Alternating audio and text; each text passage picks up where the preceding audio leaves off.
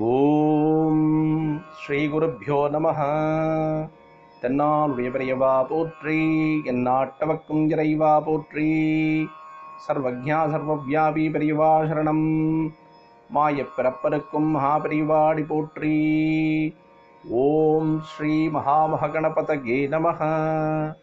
ஸ்ரீ சந்திரசேகராமிர்தம் அமிர்ததாரை 1216 தெய்வத்தின் குரல் 5ஆம் பாகம், அத்தியாயம் ஸ்ரீ சங்கர சரிதம். இதன் இன்றைய புதிய தலைப்பு கௌடர் திராவிடர். இந்தியாவில் விந்திய மலைக்கு வடக்கே உள்ள பாதி பாகம் முழுவதையுமே கௌட தேசம் என்றும், தெற்கே உள்ள பாதி முழுவதையுமே திராவிட தேசம் என்றும் தான் பிரிவினை செய்திருக்கிறது. அப்புறம் அந்த கௌட தேசத்தில் பஞ்சகௌடம் என்பதாக 5 பிரிவும், திராவிட தேசத்தில் பஞ்ச திராவிடர் என்பதாக 5 பிரிவும் என்று செய்திருக்கிறது.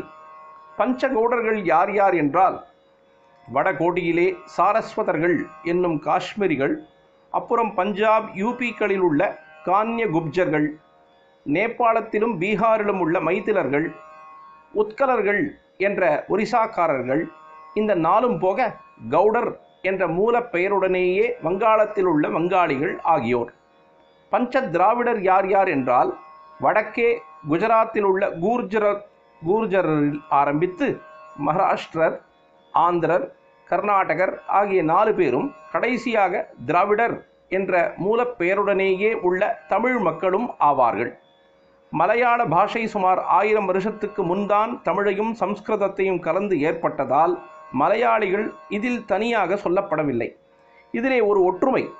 கௌடர் என்றே பிரதானமாக நின்றுவிட்ட வங்காளிகளும், திராவிடர் என்றே பிரதானமாக நின்றுவிட்ட தமிழர்களும் தான் மற்றவர்களுக்கு முந்தி இங்கிலீஷ் படிப்பு படித்து வெள்ளைக்காரர்களிடம் குமாஸ்தாக்களாக போனார்கள். அமிர்தம் தொடர்ந்து பொழியும். பிரதோஷ சங்கர பிரத்யக்ஷ சங்கர தென்னாருடைய பெரியவா போற்றி, எந்நாட்டவர்க்கும் இறைவா போற்றி.